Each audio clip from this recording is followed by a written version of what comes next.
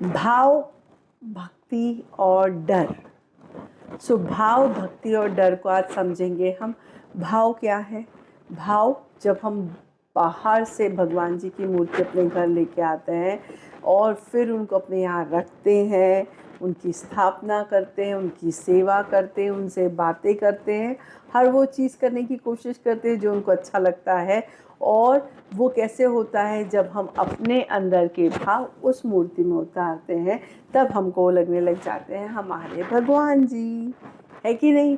तो कहाँ से डाला भाव? हम बाज़ार से खरीद के लेके आए थे भाव, कि हमारे अंदर बनता है भाव, कि हमारे अंदर होता है भाव, है कि नहीं?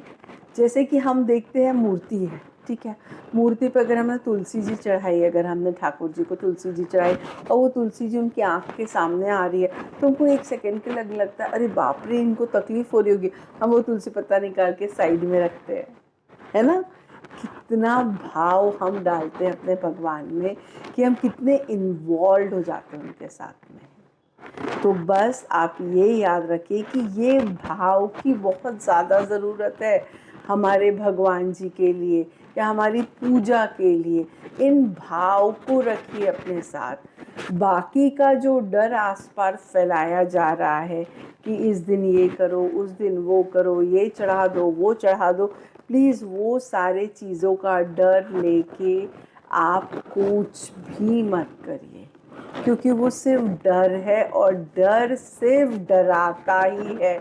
उससे अच्छा डर को हम लोगों ने डरा के भगा देना है। ये हमारा घर है, ये हमारे भगवान है।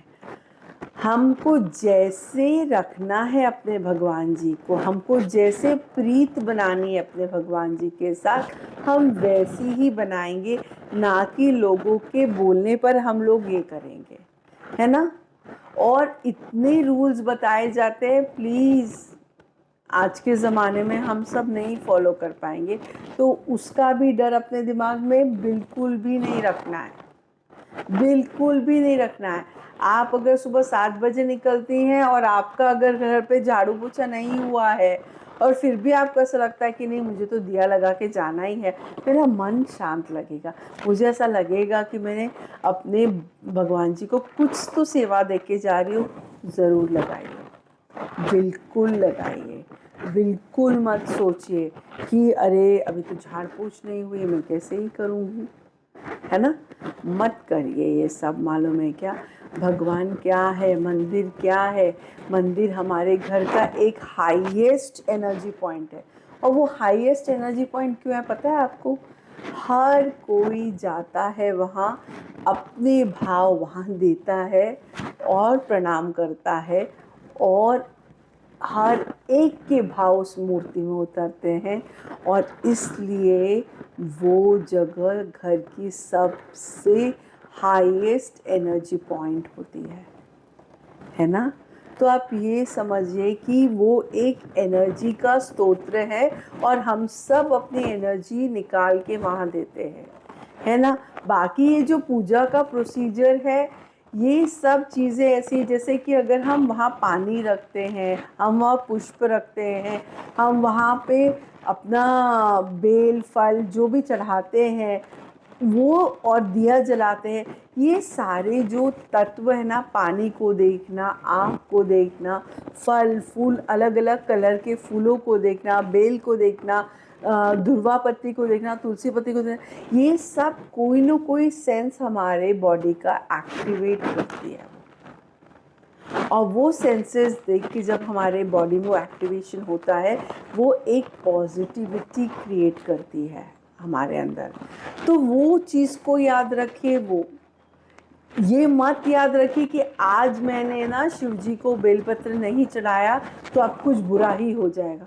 नहीं होने वाला कुछ बुरा, कुछ नहीं होने वाला बुरा।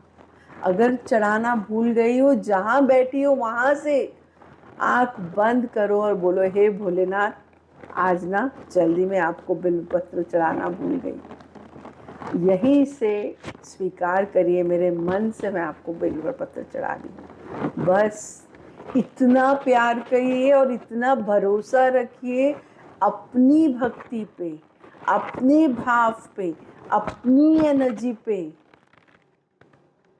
प्लीज़ आप सबके माध्यम से यही बोलना चाहूँगी कि हमको अपने नेक्स्ट जनरेशन को ये साइंटिफिक वे ऑफ पूजा समझाना पड़ेगा। डर नहीं समझाना है, डर कैरी नहीं करना है उनको, ठीक है। उनको ये समझ में आना चाहिए कि इट्स अ एनर्जी सिस्टम, ये एक एनर्जी सिस्टम है। और जैसे फ़ोन को रिचार्ज करना पड़ता है, हर चीज़ को रिचार्ज करना पड़ता है, हर चीज़ को मेंटेन करना पड़ता है, वैसे ही हमारे बॉडी को, मन को, हमको अपने आप को रिचार्ज करना पड़ता है। और इसलिए हम रोज़ 5 मिनट, 1 मिनट, 2 मिनट, जितना भी हो, उस इष्ट के सामने बैठते हैं और अपने आप को रिचार्ज करते हैं।